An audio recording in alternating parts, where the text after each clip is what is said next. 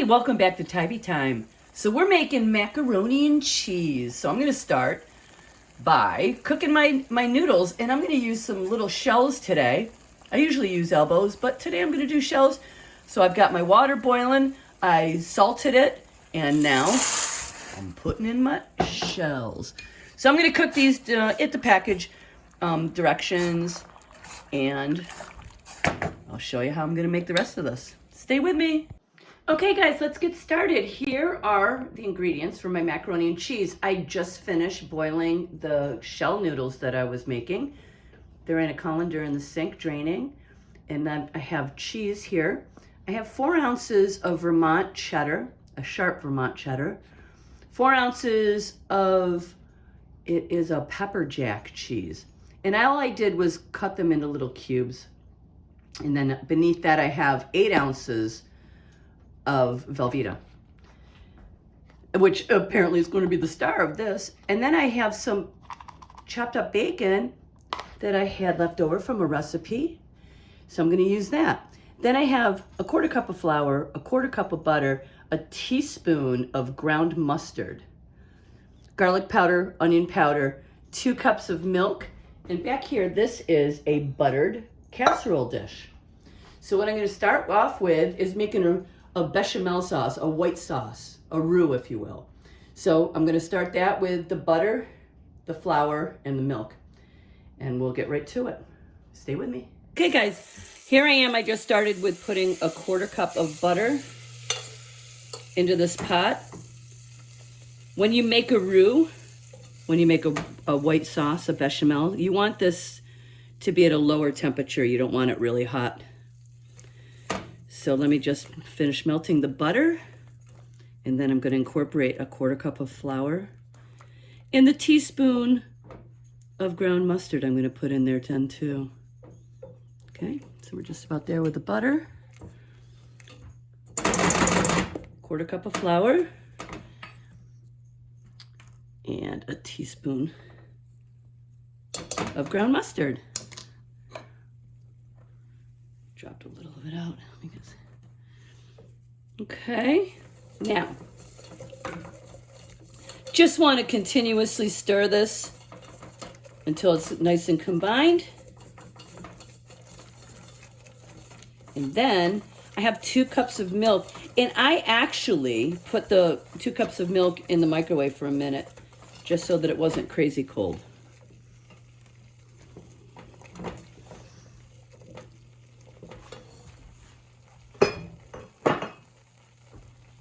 And here it goes, there's the milk. And just continuously stir this. Don't walk away from this. You want to continuously stir. You don't want to burn anything. You want to make sure that you don't have any lumps in there. So just stir, stir, stir. And I'm going to let this roll for a minute or two. I'll be right back. Okay, guys, so while I'm stirring this, and actually, I turned the temperature up just a little bit. When you're making that flour and butter roux, you want to keep it low. But now that the milk is in, I've brought it up to about a medium high, waiting for it to thicken. But while I'm doing this now, I'm going to add a teaspoon of both garlic powder and onion powder. Okay, that's garlic powder. Here's my onion powder. And I'm going to put a little bit of salt and pepper in there as well. Just a tiny bit of salt. The cheese that's going to go in is salty too, so you don't really need a bunch of salt. But just a pinch of salt. And I'm using a kosher salt, and then I have a ground black pepper. Let me put a bit of that in. Okay. So I'm going to continue to stir this. Oh, it's getting nice. It's not like crazy thick, but it's just, you'll be able to feel it when you're doing it. Oh, it's just a nice consistency. Okay, so give me a second and we'll start adding cheeses. Okay guys, I want to show you something I've got here. I just melted a tablespoon of butter in the microwave. I'm gonna add some breadcrumbs to that, like a cup. Just gonna show you this, the tablespoon of butter I melted, I put, it's actually about 3/4 of a cup of a herbed Parmesan breadcrumb. And I'm just gonna stir that around, and I'm gonna add some Parmesan cheese to that as well. And I think I'm gonna put the bacon in here to put this all on top of the macaroni and cheese. Instead of incorporating the bacon right in the mac and cheese, I'm gonna put it as a topping. So, you know, I'm kind of brainstorming. I do this. If you watch my videos, you know that I kind of go off on a tangent here and there. But, okay, tablespoon of butter, 3/4 of a cup of breadcrumbs so far. Okay, so this roux, this bechamel sauce, is looking really good. So now I'm gonna switch to a spoon, and I'm gonna start adding my cheeses in. It smells good. It always smells great when you put in the onion powder and the garlic powder. Okay. And these, like I said, these are cubed. I wasn't in the mood to get out the food processor. So I just cubed it all up. So I'm gonna let it go slow.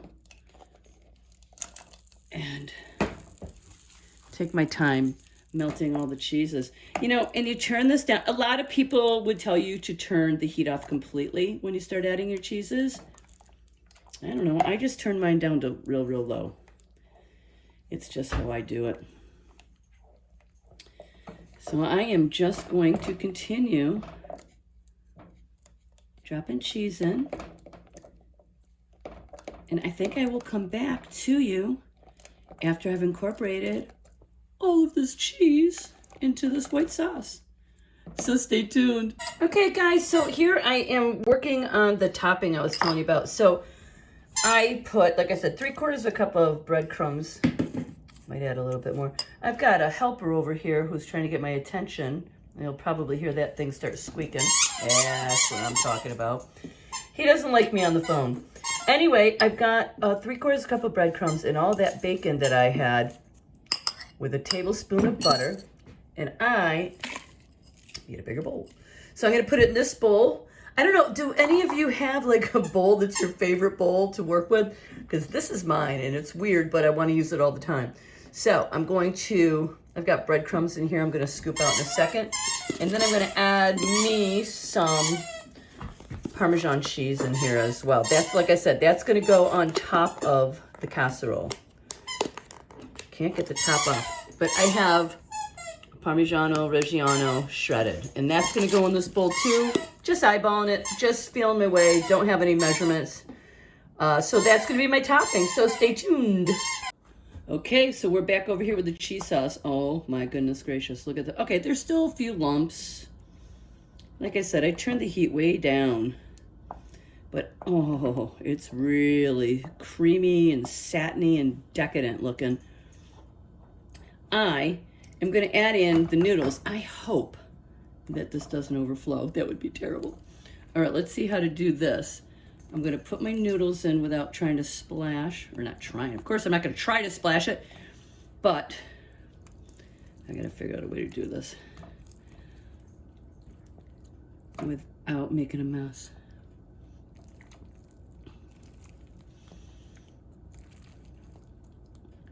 Oh, do you guys think this is gonna fit? Look at this huge thing of noodles.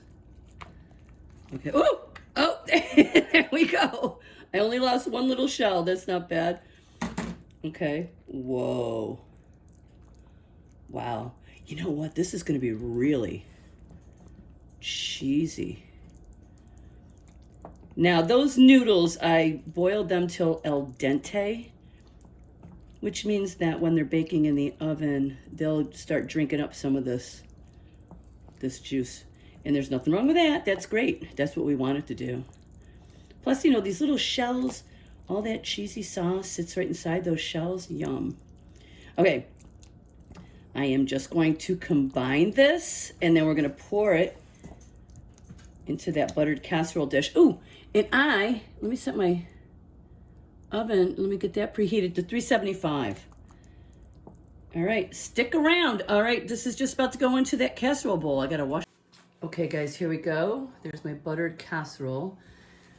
I'm going to pour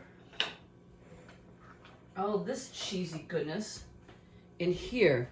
And if there's more, if there's too much to fit in here, I'll have to put some in another. Oh, let's see. Oh, dude, it's close. You know what? That's as much as I'm gonna put in there. I can put some in another little casserole thing I have, a little tiny one. Okay, so that's that. Now, like I said, melted a tablespoon of butter, 3/4 of a cup of, let me show you what it was. It is a Parmesan herb seasoned breadcrumb. So 3/4 of a cup of that, and then all that bacon I showed you that I had chopped up, and then I put about 1/2 cup of shredded Parmesan cheese. And so now that is going to be the topping. You know, I don't know. There's not a ton of bacon, so I don't know. I didn't want to incorporate it in the inside of this, but I think it's going to be a nice topping, don't you? Okay, so I'll finish putting this on. I've got my oven preheating at 375. I'm going to put this in the oven for about 35 or 40 minutes. That seems like plenty of time. Okay, we'll be back in a second. Okay guys, here's my 2 macaroni and cheese casseroles, all ready to go into a 375-degree oven, and we'll be back in 35 to 40 minutes. Stay tuned. Okay guys, we're ready. Timer's going off. Let me pull this out. It smells so good. Oh, look at this. I gotta buy new pot holders. My pot holders are old. All right, here we go. If you can see that or not. Yeah, you really can't. Okay, hang on a second. There's the 2 of them. Isn't that topping beautiful? I think it is. All right, so I'm gonna let them rest for a couple, 2-3 minutes. Look at the bubbling, and we'll take a taste. Okay, I'm going in. Oh, look at that steamy, steamy. Look at how cheesy. Are you kidding me? Look at this. Oh my God. Can you guys see this? All right, I gotta get a fork. Hang on a second, I gotta get a fork. And again, like I said before, I have a favorite bowl. This is my favorite fork.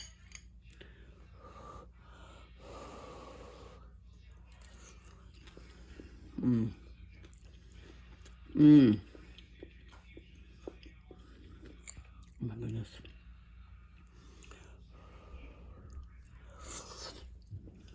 Oh my God.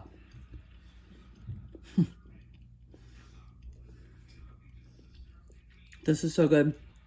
I made a macaroni and cheese recipe the other day, well, maybe a couple weeks ago, that had egg in it. I thought, well, let me try something different. This is so much better than that. You guys, trust me, try this. Like and subscribe. Thanks for watching Tabby Time.